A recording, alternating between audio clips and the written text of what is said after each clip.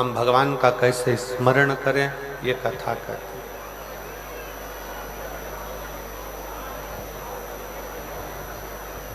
भगवान की पूजन कैसे करना है, भगवान का भजन कैसे करना है, भगवान का स्मरण कैसे करना है, भगवान का नाम जाप कैसे करना है, भगवान का भजन कैसे करना है।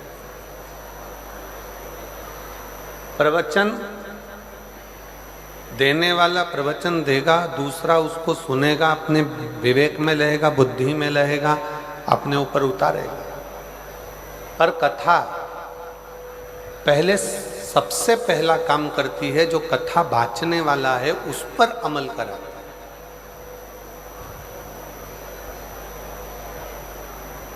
स्वयं का पथ निश्चित करती है और स्वयं का पथ निश्चित करने के बाद कथा फिर भगवान को कैसे भजना है, भगवान का कैसे स्मरण करना है, ये निश्चितता करती है। हमारा एक निवेदन बेटा बेटियों से, नवयुवक बच्चों से,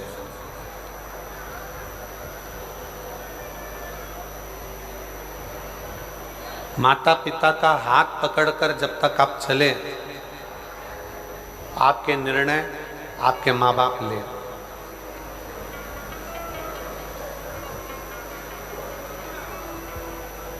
जब तक बच्चा अपने माँ बाप का हाथ पकड़कर चले, निर्णय माता पिता ले। पर जब बच्चा माता पिता का हाथ छोड़कर कंधे पर स्कूल का बैग टांगकर, हाथ में पानी की बोतल लेकर, जब कंधे पर स्कूल का बैग हो, किताबों का बैग, पुस्तकों का बैग, विद्या का बैग जब अपने कंधे पर हो, तो मेरा बच्चों से निवेदन है, उस समय पर आपको किसी सद्गुरु के, किसी अच्छे शिक्षक के निर्णय की बहुत जरूरत है।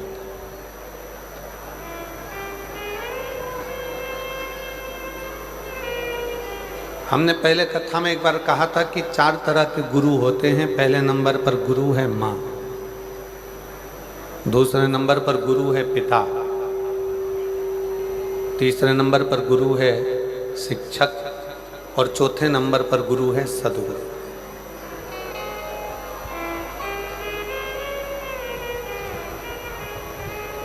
बचपन में, बाल्यावस्था में एक माँ से बढ़कर दुनिया में कोई गुरु नहीं हो सकता।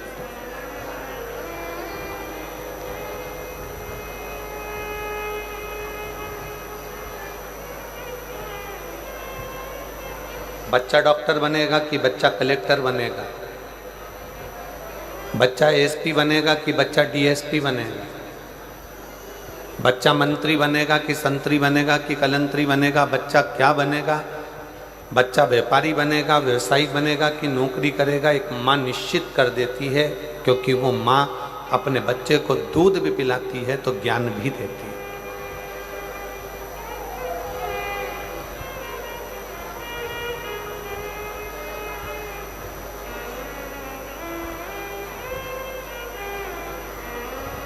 एक माँ से बड़ा दुनिया में कोई गुरु नहीं है।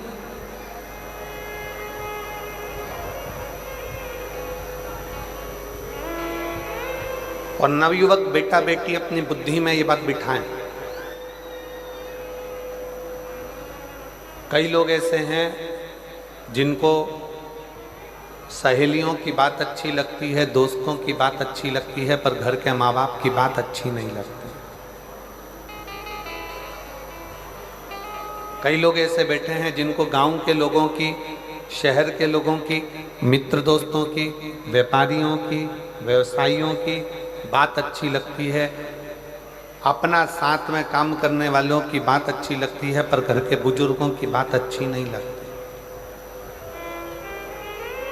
कई बहुएं हैं, कई बेटे हैं, कई बेटियां हैं, कई दामाद हैं, कई बेटियां जिनको लोगों की बात अच्छी लगती है, पर घर के बुजुर्गों की, घर के माता पिता की बात अच्छी नहीं लगती।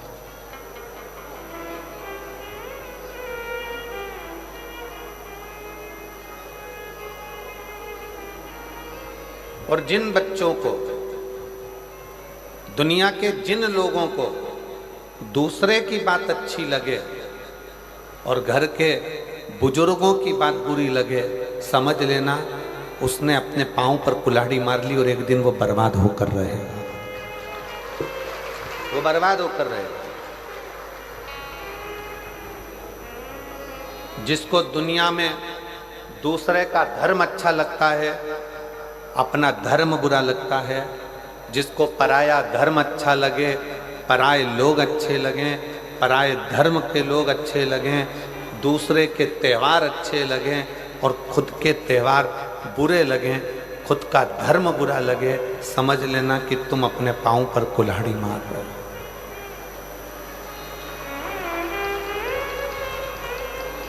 तुम अपने पांव पर कुल्हाड़ी मार रहे हो। भारत एक ऐसा देश है 365 दिन में से कितने दिन? 365 दिन में 400 उत्सव मनाए जाते हैं भारत में। अब जरा विचार करिएगा, दिन है 365 और हमारे यहाँ त्योहार कितने मनाए जा रहे हैं? 400। जम के बोलो जरा, 400। 365 दिन में भारतीय संस्कृति में, भारतीय सभ्यता में, भारतीय सनातन धर्म में 365 दिन हैं और 365 दिन में 400 हमारे यहाँ त्यौहार हैं। अब जरा विचार करिएगा, कभी कभी एक दिन में 2-2 त्यौहार पड़ जाते हैं। अमावस्या पड़ी तो शनिचरी अमावस्या पड़ जाएगी, ये अमावस्या पड़ जाएगी, वो अमावस्या पड़ जाएगी, दीप पूर्णिमा पड़ी तो ये पड़ जाएगी। 365 दिन है और सनातन धर्म में 400 त्यौहार हैं। 400 त्यौहार हमको क्या कम पड़ रहे हैं जो हम दूसरे धर्म के त्यौहार मनाते फिर हैं, दूसरे धर्म में जाते फिर? अपने त्यौहार में क्या कमी है? क्यों?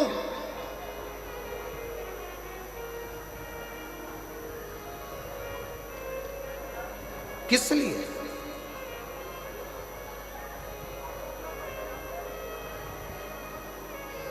जिस घर में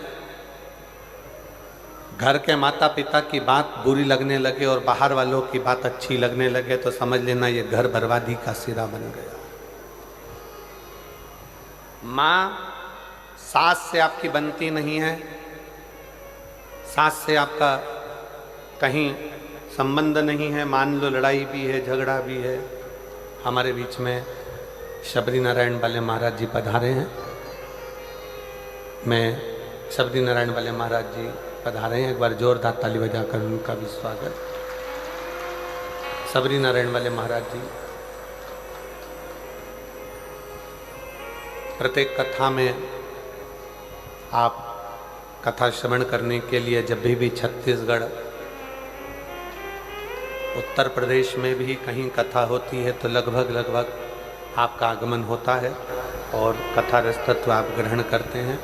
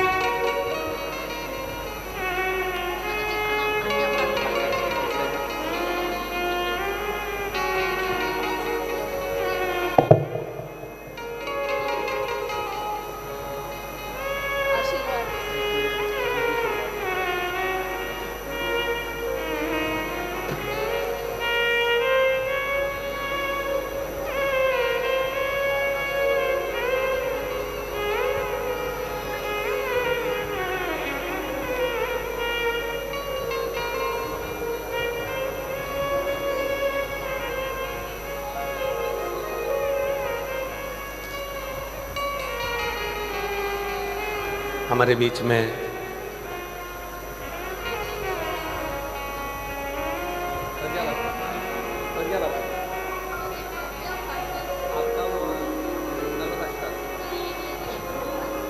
सुना के जाना है। मैं सुनूंगा।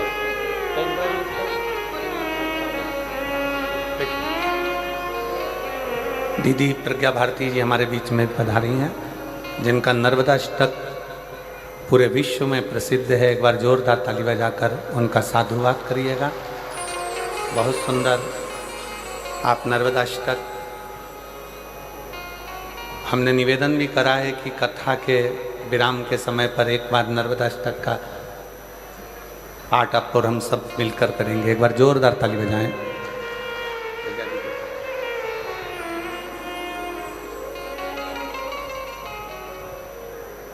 शिव कथा कर रही है,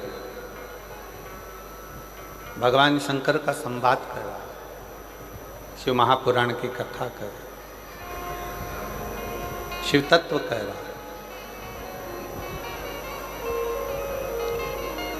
माता पिता के शब्द, भले माता से आपका झगड़ा हो, पिता से आपका झगड़ा हो, भले माता पिता हो सकता है कि आपको ऐसा लगता है कि इनको ज़्यादा दिया उनको कम दिया, पक्षपात का भाव हो सकता है, आपके हृदय में ऐसा लगता हो कि ऐसा किया गया, पर शिव पुराण कहती है कि माता पिता के शब्द आपकी बुद्धि में, आपकी चित्त वृत्ति में श्रेष्ठ लगना चाहिए, श्रेष्ठ। कभी भी एक बात अपने जीवन में उतार कर रखिए कि घर के बुजुर्ग के पास में अगर कोई वस्तु है या घर के बुजुर्गों के पास में कोई सामग्री है, वो किसी दूसरे को नहीं देंगे, देंगे तो आपको देंगे।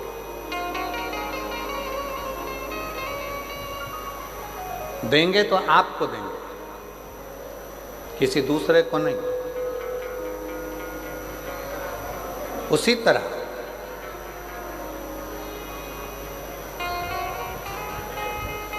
शिव महापुराण की कथा कहती है कि घर का जो बुजुर्ग है, घर का जो बड़ा है, घर का जो बयो है, अगर वो आशीर्वाद देगा, यदि कुछ आपको प्रदान करेगा, वो किसी अन्य को जो दे रहा है उससे 4 गुना ज़्यादा प्रबल वो बल आशीर्वाद आपको दे रहा है, आपको प्रदान करो। इसलिए प्रयास करें। हम मना नहीं करेंगे कि आप बाहर वालों की बात को मत मानो, आप दुनिया की बात को मत मानो, आपकी सहेली की बात को मत मानो, आपके दोस्त की बात को मत मानो, खूब मानो, पर साथ में जो घर में बुजुर्ग हैं, घर में माता पिता हैं, घर में जो बयो हैं, घर में जो बड़े हैं, घर में जो विराजमान हैं, उनकी बात को भी आपको मानना चाहिए। एक दिन वो आपको श्रेष्ठता के मार्ग पर लेकर जाए। शिव महापुराण की कथा कहती है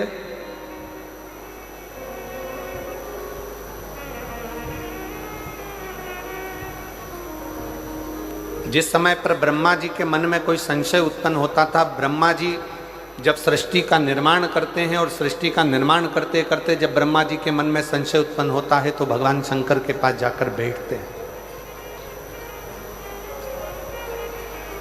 भगवान शिव के पास जाकर बैठते हैं।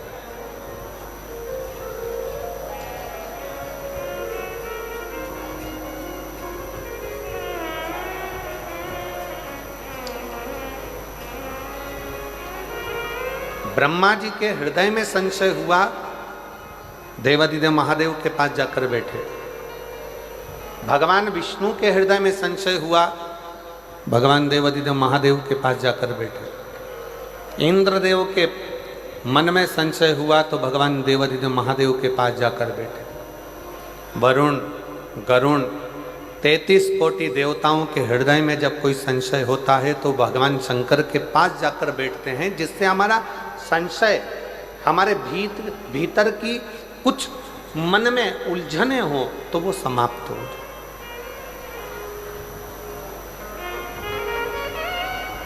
हमारे भीतर का संशय समाप्त हो जाए, हमारे भीतर की उलझने समाप्त हो जाए।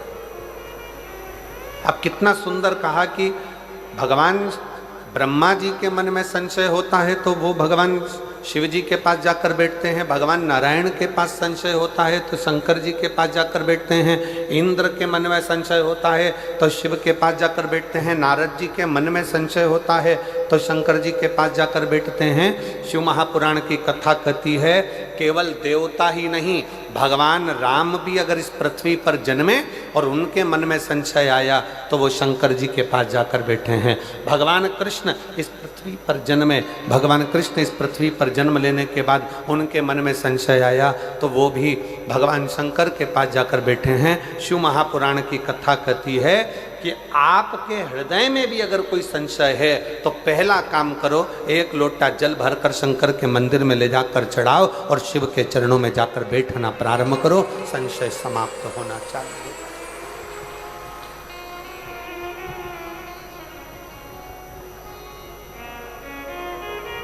संशय समाप्त।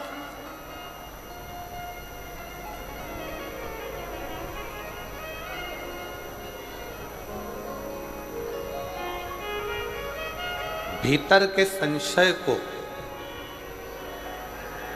शिव समाप्त कर। अपने भीतर अगर कोई विशेष संशय आ गया, कोई परेशानी आ गई, कोई उलझने आ गई, आप शंकर जी के मंदिर में पहुंचे हो तो वो समाप्त कर दो।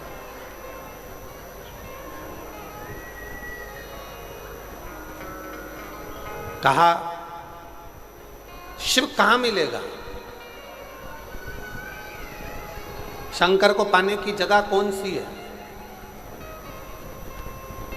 सबसे जल्दी अगर कहीं भगवान मिल सकता है तो कहां मिलेगा?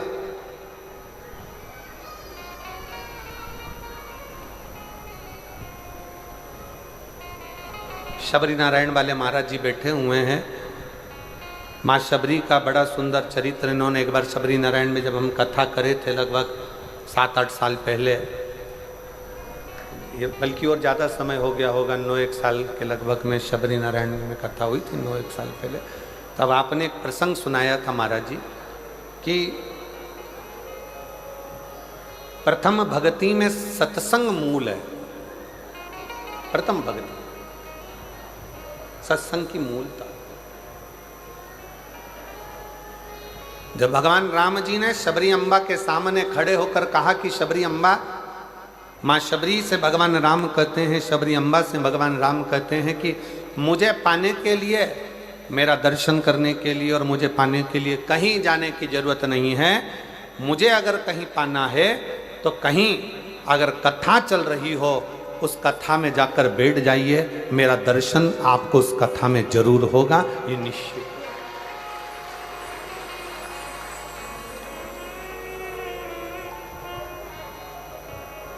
अब किस रूप में होगा, कहां होगा, कैसे होगा, ये वो निश्चित करता है। उसकी निश्चितता वो करता है। 7 दिन की कथा में आज कथा का 6ठा दिन है जिसको शिवरात्रि कहा जाता है। आज शिव भक्त रात भर यहाँ रुककर कीर्तन करते हैं। सुबह 8 बजे से 11 बजे तक शिव भक्त कथा सुनते हैं। 11 बजे इस भूमि को नमन करके प्रणाम कर कर उस भूमि का रज अपने मस्तक चढ़ाते हैं। बाबा को झोली पसार कर प्रणाम कर कर बाबा से अपने मन की बात कहकर बाबा के इस पवित्र प्रांगण से जाते हैं और कहते हुए जाते हैं, मेरे भोले बाबा, मेरे पिता, हे बाबुल, ऐसी कृपा करना मेरे भोलेनाथ कि 3 महीने के अंदर मेरा भी पत्र व्यासपीठ पर पहुंच जाए, ऐसी करुणा तू मेरे ऊपर कर दे, ऐसी दया तू मेरे ऊपर कर। विनय करते, निवेदन करते हैं। और केवल 2 दिन, आज का दिन और कल का दिन, कल कथा 11 बजे विराम हो जाएगी, फिर आपका और हमारा मिलन 1 अप्रैल को होगा। 5 अप्रैल तक शाहदा में 1 बजे से 4 बजे तक महाराष्ट्र। फिर अपन 1 बजे से 4 बजे तक शिव महापुराण की कथा महाराष्ट्र से श्रवण करेंगे। नूतन संवत्सर की करेंगे, नूतन वर्ष की करेंगे, नए वर्ष की, नए संवत्सर की, और एक नई ऊर्जा के साथ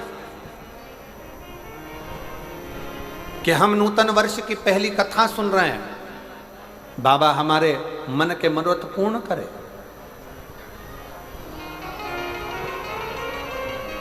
शिव के पास जाओ, शंकर के पास जाओ, शिव जी के पास जाकर बैठो, शंकर जी के पास जाकर बैठो, अपनी उलझनों को समाप्त करिए, अपनी उलझनों को मिटा दीजिए, अपनी उलझनों को समाप्त कर दीजिए। और शंभु शरणे पड़ी मांगो घड़ी दे दुख काटो दया करीन दर्शन आपो।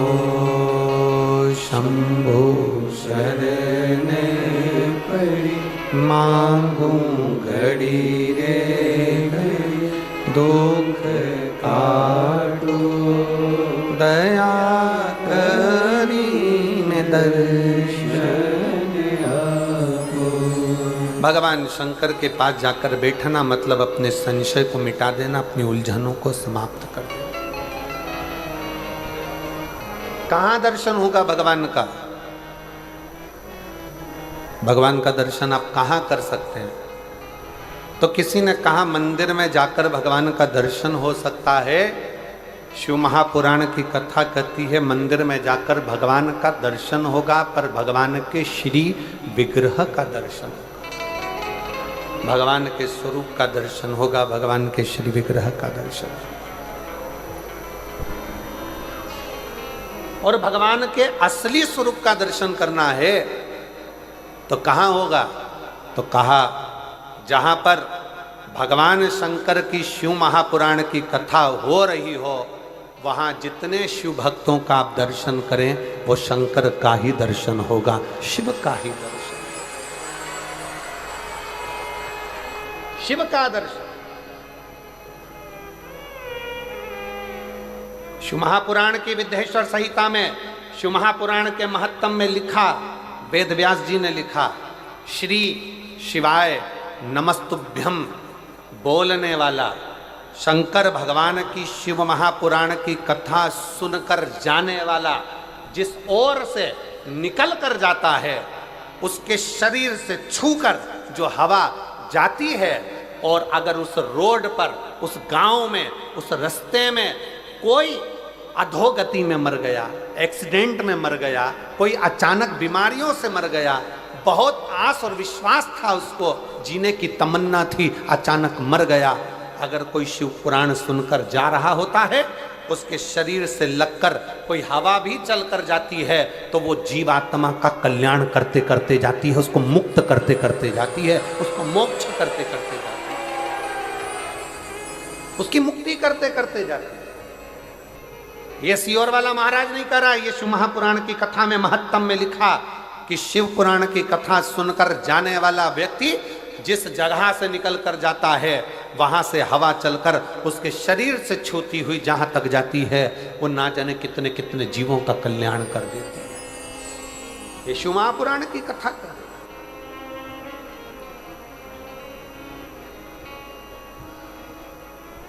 अब जरा विचार करिएगा, आप भगवान शंकर की इस पवित्र कथा को श्रवण कर कर अपने अपने गांव में जाओगे, कोई अंबिकापुर से आया, कोई जसपुर से आया, कोई कुनकुरी से आया, कोई मयाली से आया, कोई आसपास के गांवों से आया, कोई राजपुर से, कोई रायपुर से, जहाँ जहाँ लोग जहाँ जहाँ से आ सकते थे, कोई झारखंड से, कोई बिहार से, जहाँ जहाँ से आप लोग आए हो, कितना कितना भाव आपके शरीर से लगी हुई ये शिव महापुराण की तरंगें, आपके शरीर से छूही ये भगवान शंकर के शिव महापुराण की माटी अपने शरीर से लगकर जब अपने गांव तक जाएगी, कितना एक भाई का पत्र देखिए जरा,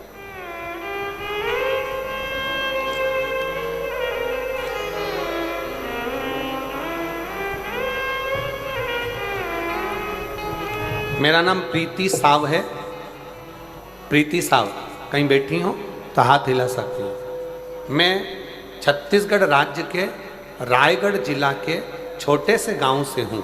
कहीं बैठी हो तो हाथ हिला सकती हैं और एक बेलपत्र लेने के लिए आ सकती हैं। प्रीति साहु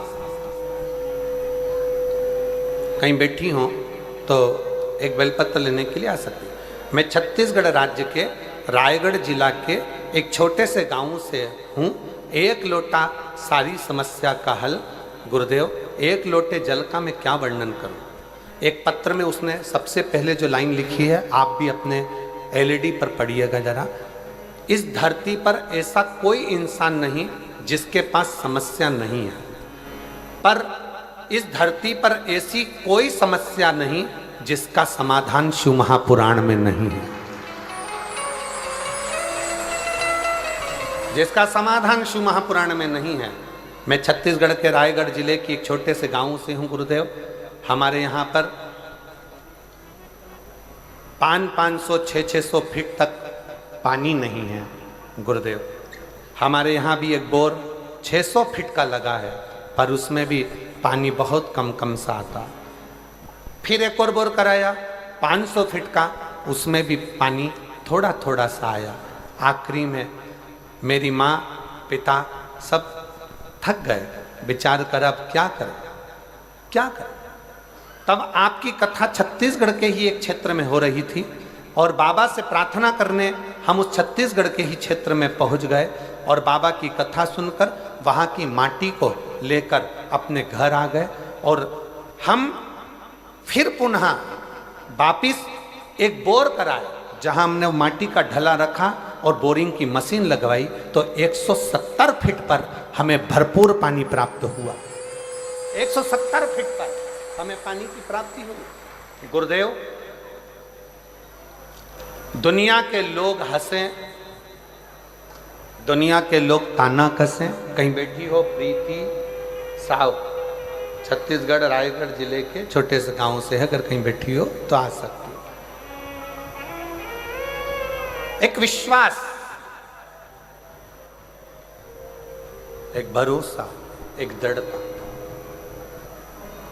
अब कौन कहे, दुनिया की दृष्टि में लोगों को लगता है कि शिव महापुराण का कथा का पंडाल है, कि यहाँ केवल कथा होती है, पर शिव जी महाराज स्वयं तुमरुका जी से भगवान शंकर कहते हैं, तुमरुका जी, जिस स्थान पर शिव महापुराण की कथा का वाचन होता है वो स्थान साधारण नहीं रहता। मेरा कैलाश काशी बन जाता है और वहाँ मैं निवास करता हूँ, वहाँ मैं निवास करता हूँ।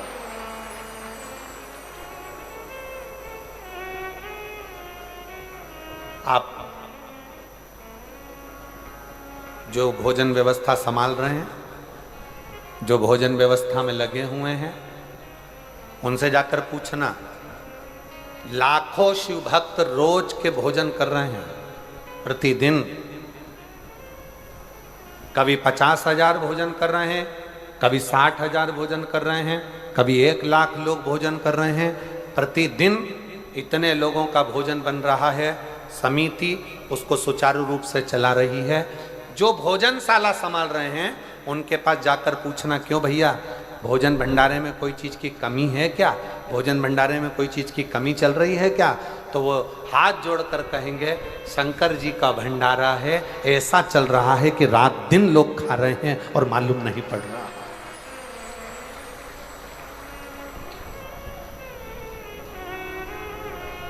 शिव महापुराण की कथा को मैं कौशल्या दीदी जी को बहुत धन्यवाद दूंगा, माननीय मुख्यमंत्री जी की धर्मपत्नी श्रीमती कौशल्या देवी सहाय जी को इस चीज के लिए धन्यवाद दूंगा कि इस शिव महापुराण की कथा का यजमान का कोई नाम कौशल्या दीदी आपने नहीं दिया। इस कथा का यजमान बनाया संपूर्ण क्षेत्रवासियों को, संपूर्ण सनातनियों को, संपूर्ण हिंदुओं को।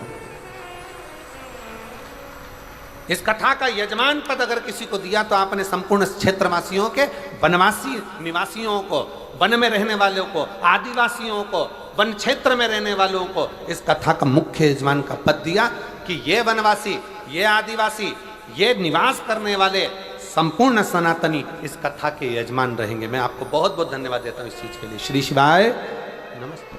बहुत ये श्रेष्ठता है, ये सहजता है, होना चाहिए।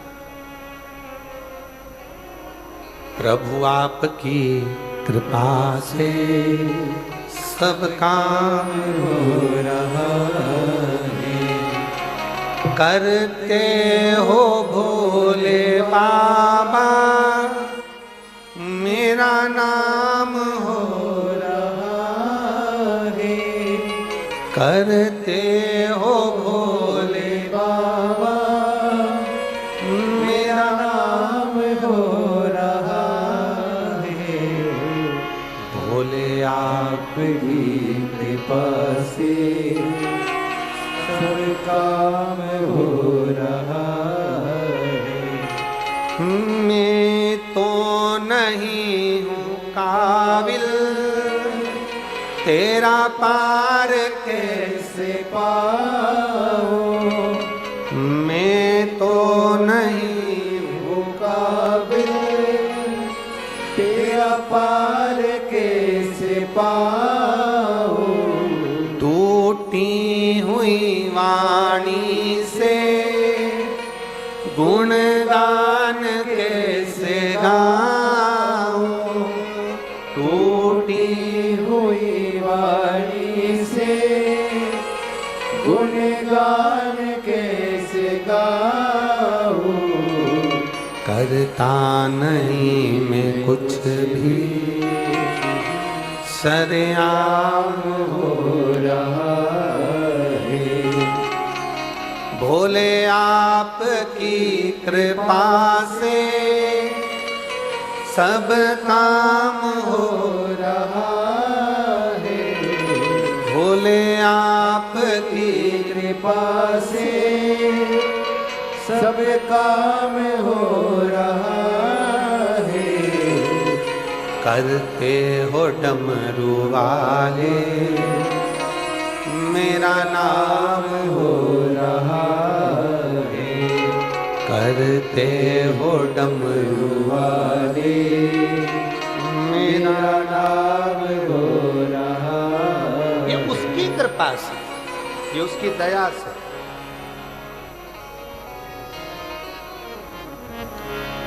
कल शाम को माननीय आईजी महोदय, माननीय एसडीएम महोदय, माननीय कलेक्टर महोदय, माननीय एसपी महोदय, माननीय नंदे जी, सबसे मिलना हुआ था शाम को। तो एसपी सर और कलेक्टर सर एक बात बोले, बड़ी सुंदर बात थी, बहुत अच्छा लगा सुनकर कि महाराज जी इस आदिवासी वनवासी क्षेत्र के लोगों का कोई, उन्होंने शंकर जी की बहुत भक्ति करी होगी जो ये शिव पुराण की कथा यहाँ पहुंची है। ये उनकी भक्ति का फल। मैं क्षेत्रीय जसपुर क्षेत्र के कलेक्टर महोदय, एसपी, आईजी, एसडीएम, कमिश्नर आदि सबको बहुत बहुत, यहाँ के एसएसपी, एसपी, टीआई सबको साधुवाद देता हूँ कि आपकी सोच में, आपकी बुद्धि में कम से कम वनवासी क्षेत्र का कल्याण है। कल्याण कितना सुंदर वर्णन किया कि इनके पुण्य थे। और उस बात को सुनकर हमारे मन में एक बहुत अच्छी बात ध्यान में आ गई कि आदिवासी क्षेत्र में, वनवासी क्षेत्र में अगर ये कथा हो रही है तो इसका प्रसंग हमारे स्मरण में आया वो भगवान राम जी का, कि वो वन के लिए जाते हैं और गंगा जी के तट पर पहुंचकर निषाद राज को आवाज लगाकर कहते हैं, निषादों के राजा आओ, हमको पार होना है, गंगा जी से हमको पार लगा।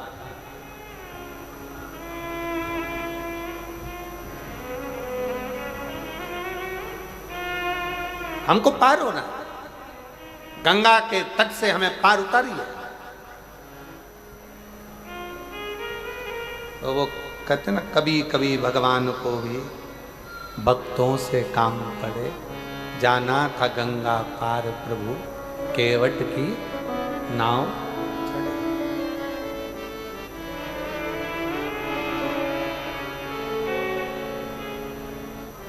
हमको पार उतरना।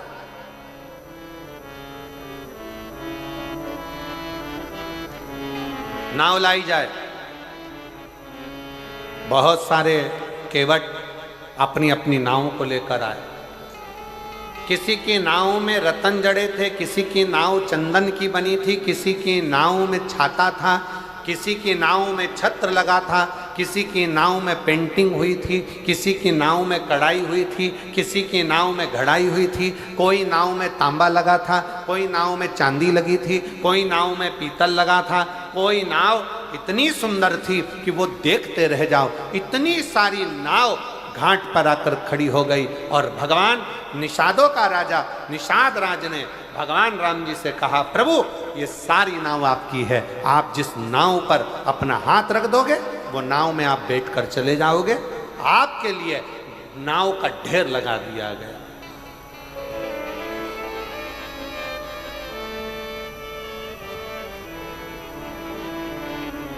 ये सारी नाव आपकी है,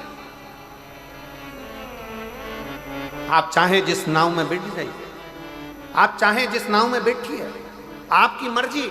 ये नाव का ढेर लगाया। निषाद राज ने एक ध्वनि कर कर अपने निषादों को सूचना कर दी कि नाव लाओ, राम जी आए, पार उतरेंगे, नाव लाओ। सब ने अपनी अपनी नाव को झड़ा कर, साफ कर कर, पोंछ कर, बढ़िया सुंदर तैयार कर कर, इतना सुंदर श्रृंगार कर कर सब ने नाव खड़ी कर दी। सब ने, एक से बढ़कर एक नाव गंगा जी के घाट पर खड़ी थी, एक से बढ़कर एक नाव गंगा के तट पर खड़ी थी। और सारी नाव लगने के बाद, सारी नाव जब लग गई, 25-50 नाव का ढेर लग गया निषादों की, तब आखिरी में एक नाव आखिरी में खड़ी थी जिसमें एक केवट अपने तन पर जो पिछोड़ा रहता है, अब इधर हमको नहीं मालूम कि इधर क्या बोलते हैं, तन पर एक गमछा, पिछोड़ा, एक कपड़ा पुरुष लोग अपने कंधे पर रखते हैं, पिछोड़ा, गमछा, एक केवट बैठा अपनी नाव की ओर, और नाव में बैठा बैठा कपड़े को गीला कर रहा है नाव के पानी से और बाहर निचोड़ रहा है। फिर नाव में भरा, फिर निचोड़ा, फिर नाव में भरा, फिर निचोड़ा। क्यों?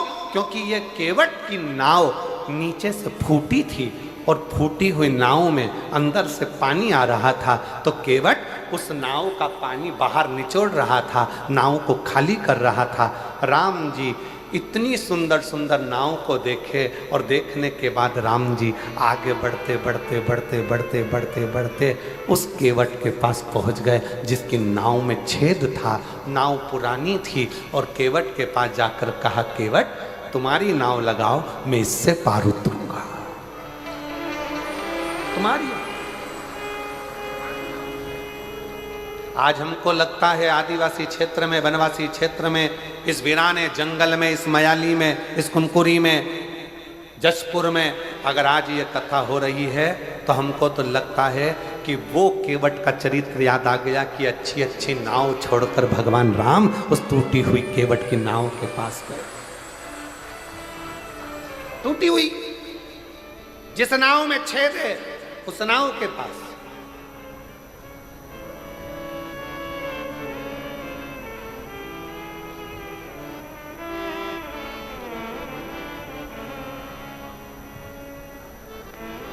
राम जी ने कहा, केवट नाव लगाओ। केवट राम जी को देखता रहा, सुध नहीं पड़ी। जिस समय पर पहली बार अनाउंस हुआ होगा व्यासपीठ से कि मयाली जसपुर में कुनकुरी के अंतर्गत मधेश्वर महादेव में शिव महापुराण की कथा है, तो आधे तो जसपुर वालों पे टेंशन हो गया होगा, इतनी पास, इतनी नजदीक। सोचा ही नहीं था, कभी नहीं सोचा था कि महाराज यहां जाएगा, कथा हो जाएगी। आधे से ज्यादा मेरी जीजियों ने तो मुझे लगा होगा कि उस दिन गुलाब जामुन बना के खाई होगी, पक्का। इतनी नजदीक, इतनी नजदीक।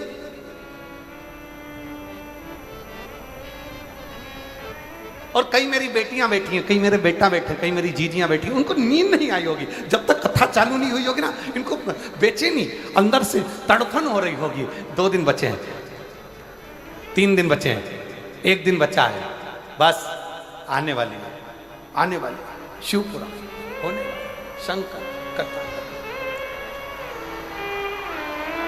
शिव शंकर आने वाला है। मेरा शंकर आएगा, मेरा शंकर आएगा, मेरा शंभु आएगा, मेरा शंभु आएगा। उसके हृदय में, उसकी आंखों से शिव को पाने की ललकता बढ़ती गई। मेरा भोला आएगा, मेरा शंभु आएगा, मेरा शंकर आएगा, मेरा शंकर आएगा, मेरा शंकर आएगा। और उसके हृदय में बेचैनी बढ़ने लगी। मेरा शंभु आएगा, मेरा शंकर आएगा, मेरा शंकर आएगा, मेरा शंकर आएगा। जो बेचैनी बढ़ी, शिव को पाने की ललकता बढ़ती चली गई, बढ़ती चली गई। मेरा शंकर आएगा, मेरा शंभु आएगा, मेरा शंकर आएगा, मेरा शंभु आएगा। ललकता बढ़ती चली गई, शिव को पाने की ललकता बढ़ती चली गई। शिव शिव शंकर ओघड़दानी दर्शन देने के लिए पहुंचेगा, उसको पाने की ललकता बढ़ती चली गई। आएगा, मेरा शिव आएगा, मेरा शंकर आएगा, आएगा, मेरा शिव पहुंचेगा, उसको पाने की ललकता बढ़ती चली, बढ़ रही, उसको देखने की, उसको पाने की, उसको निहारने की ललकता बढ़ती चली। और मेरे भोले तेरा सहारा है, मेरे भोले तेरा सहारा है, मेरी नैया का तू किनारा है, मेरी नैया का तू किनारा है। ओ मेरे बाबा तुझे पुकारा है, मेरे बाबा तुझे पुकारा है, मेरी नैया का तू किनारा है, मेरी नैया का तू किनारा है। मेरे भोले तेरा सहारा है, मेरे भोले तेरा सहारा है, मेरी नैया का तू किनारा है, मेरी नैया का तू किनारा है। उसकी प्रतीक्षा, उसकी बाट जोना, उसका इंतजार करना, वो आए, वो आए।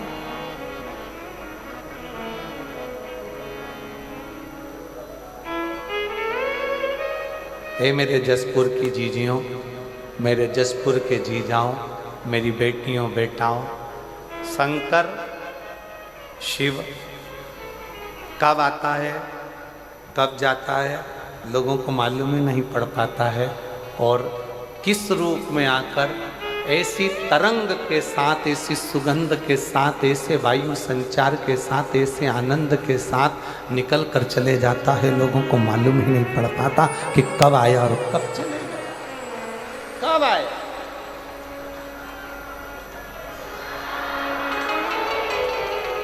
उसको पहचान के नेत्र चाहिए, उसको पहचान करने के नेत्र की जरूरत है। नेत्र केवट, केवट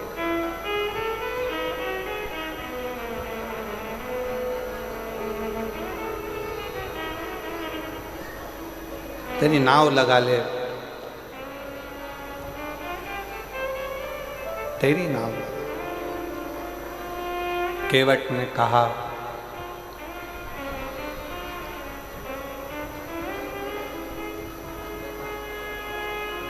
मेरी नाव बड़ी है पुरानी, डूबने की है इसकी कहानी। मेरी नाव बड़ी है पुरानी, डूबने की है इसकी कहानी। कहीं डूब ना जाए मझधार, प्रभु जी से पार लगा देना।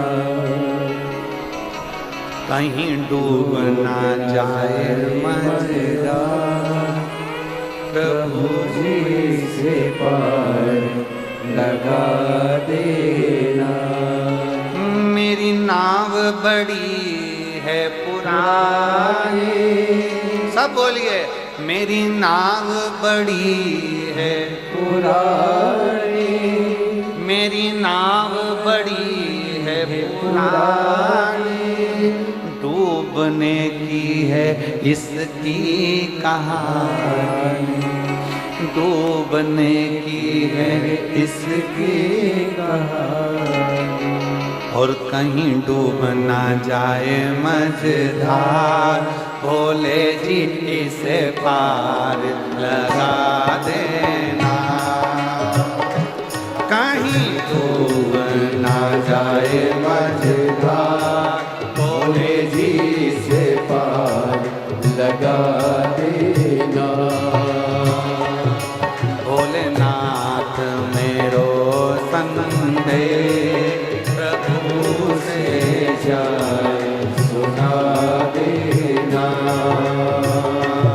नंदीनाथ मेरो संदेश भोले से जाए सुना देना।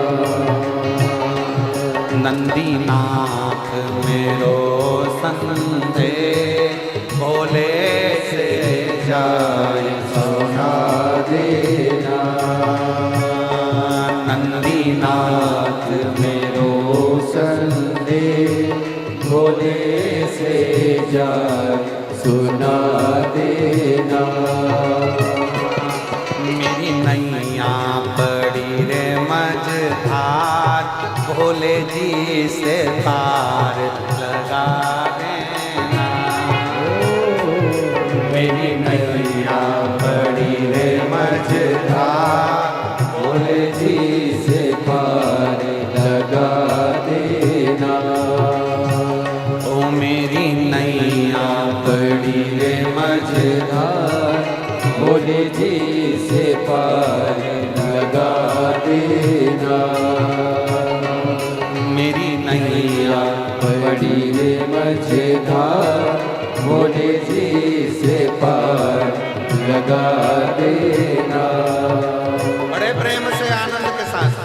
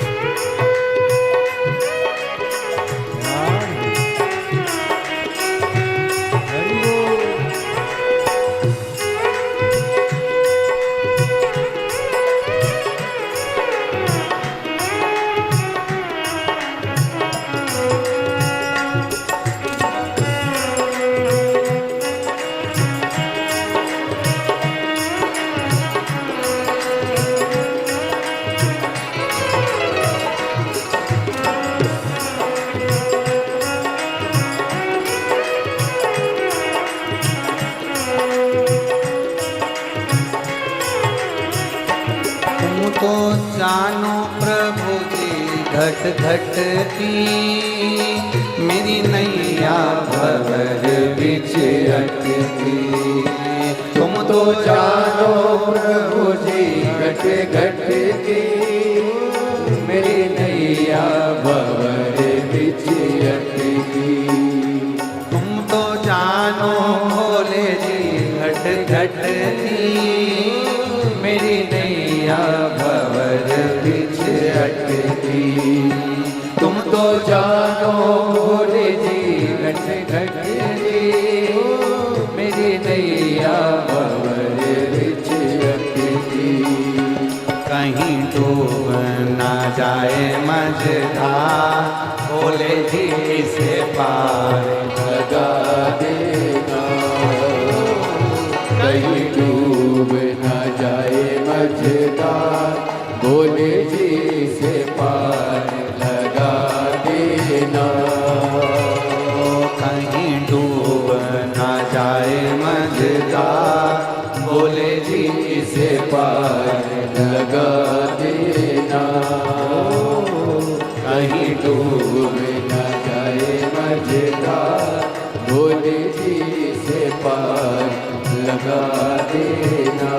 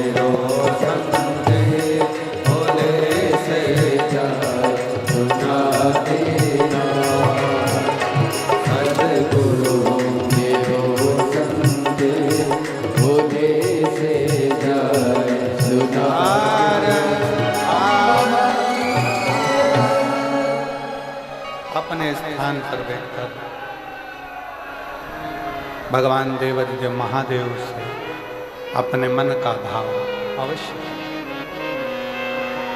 जहाँ जगह मिले वहाँ बैठकर बोले, हृदय से बाबा को प्रार्थना करें। मेरी नाव बड़ी है पुरानी, डूबने की है इसकी कहानी। मेरी नाव बड़ी है पुरानी, डूबने की है इसकी कहानी। कहीं डूब ना जाए मझधार, भोले जी से पार लगा देना। कहीं डूब ना जाए मझधार, भोले जी से पार लगा देना। तुम तो जानो भोले जी घट घट की मेरी नैया भंवर बीच अटकी। तुम तो जानो भोले जी घट घट की मेरी नैया भंवर बीच अटकी। और मेरो दूजो नहीं ले आधा, भोले जी से पार लगा देना। मेरो दूजो नहीं है आधार, भोले जी से पार लगा देना। मैं तो द्वार द्वार पर हारी, सब दूर गई मैं, सब दूर सब जगह,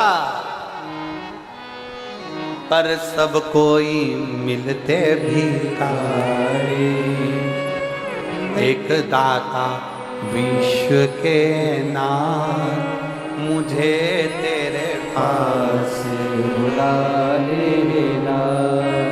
अपने स्थान पर बैठकर दिल से बाबा से प्रार्थना, हृदय से बाबा से अपने मन के भाव सब कहें। आज कथा का छठा दिवस है, शिवरात्रि है। बाबा की कथा की शिवरात्रि की बड़ी महत्वता होती है। दिल से बाबा को प्रार्थना करिए।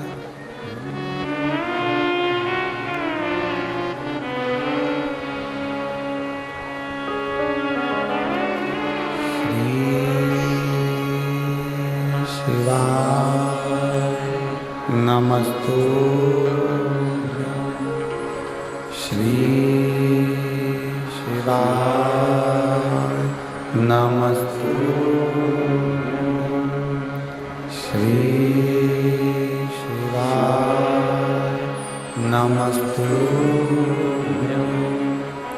श्री शिवाय नमस्तु, श्री शिवाय नमस्तु। भोला सब दुख काटो ओ भोला सब दुख काटो। शिव शंकर जपो तेरी माला, भोले बाबा जपो तेरी माला। भोला सब दुख काटो मारा, ओ भोला सब दुख काटो मारा। वेश है मंगल मंगलकारी, वेश है मंगल मंगलकारी। शमशान वासी हमारा, शमशान वासी हमारा। ओ भोला सब दुख काटो मारा, ओ भोला सब दुख काटो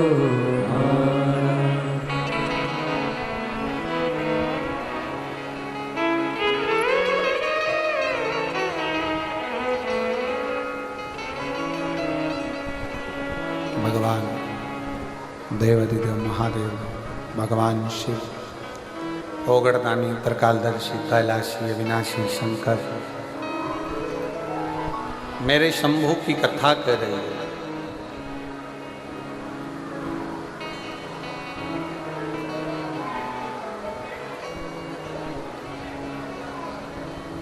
राम जी से कहा गया, राम जी ने केवट से कहा कि पार उतार।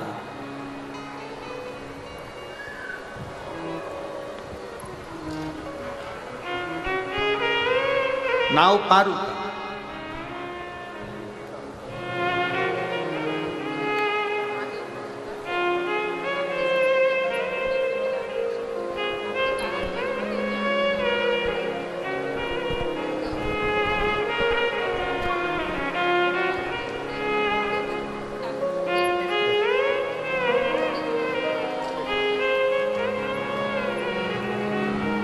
शिव तत्व